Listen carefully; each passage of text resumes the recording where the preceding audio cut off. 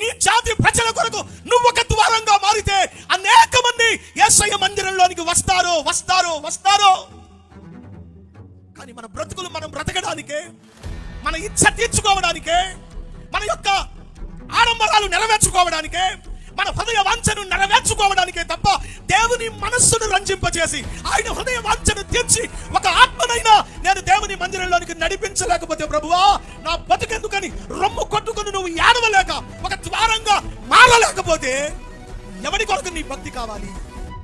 ఇన్ని లక్షల రూపాయల ఖర్చు దేని కొరకు తెలుసా? ఒక్క ఆత్మైన.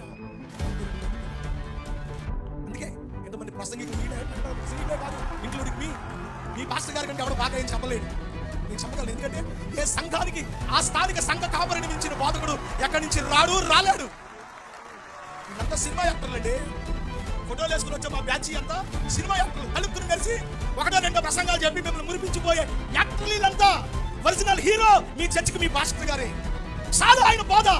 అయినా ఎందుకు ఈ ప్రయాస అంటే ఎవరి మాట ద్వారానైనా, ఏ సేవకుని సాక్ష్యం ద్వారానైనా, ఏ సేవకుని వర్తమానం ద్వారానైనా నా సంఘం ఒక ద్వారంగా మార్చబడి ప్రజలు మందిరంలోనికి వస్తారనే ఒక చిరు ఆశ.